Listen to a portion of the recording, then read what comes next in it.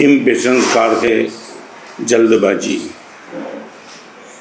Advance technology ने और तो जो कुछ भी लाभ किया होगा वो तुम्हारी प्रश्न है, मगर सबसे ज़्यादा एडवांस टेक्नोलॉजी ने इस देश के पास, एक व्यक्ति के पास प्रतीक्षा की बहुत बड़ी ताकत थी, वो ताकत छीन ली है। 2G, 3G, 4G क्या है? बस जल्दबाजी। आदमी किसी को फ़ोन करता है तो he is not ready to wait for 1 minute at all. वो चाहता है कि मेरी रिंग, मेरा फ़ोन जाए उसी टाइम डिले किए बिना उनको फ़ोन उठाना चाहिए। कहीं भी जाता है, ट्रेन पे जाता, स्टेशन पे जाता है, वो चाहता है गाड़ी अभी ही मिलना चाहिए। मगर ज़िंदगी, आप कितनी भी जल्दबाजी करो, ज़िंदगी को जल्दबाजी नहीं है। आपके घर में यदि माँ हो, बहन हो, पत्नी हो,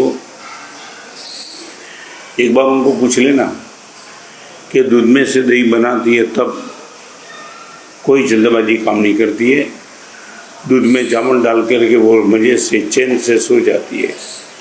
बेटा खुद पूछता है मम्मी दही कब मिलेगा, और माँ बोलती है देख तेरे ही सामने जामुन डाल देती हूँ और सुबह स्कूल जाए ना तब दही खा लेना। देखती भी नहीं है और सुबह बेटे को बोलती है देख वो तपेली में दही पड़ा है, ले ले। दही बन जाता है। दूध में जामुन डालने से दही बनता है, अर्ध सत्य है। मगर सही समय की प्रतीक्षा रखते हो तो ही दही बनता है, ये पूर्ण सत्य है। कोरोना को लेकर जल्दबाजी कितनी है वो भी दिखाई पड़ती है।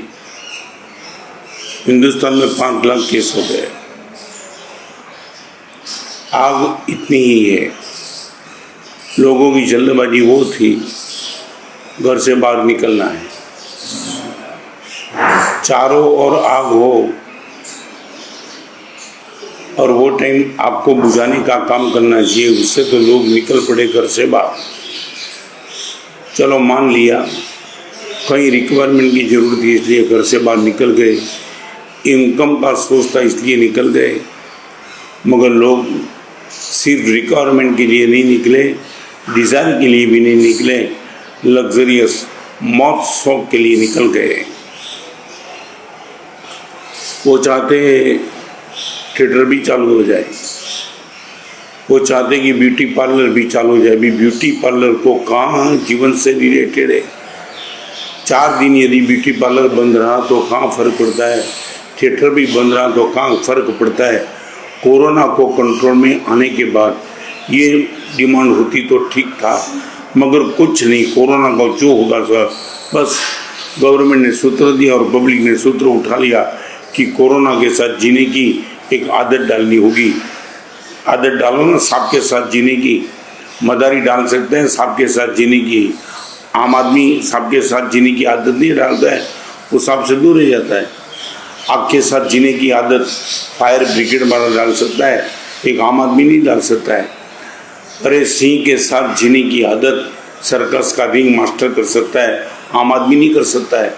गवर्नमेंट ने बोल दिया, मीडिया ने बोल दिया, पेपर वाले ने बोल दिया कि कोरोना तो रहेगा ही रहेगा, तुम इनके साथ जीने की आदत डाल दो।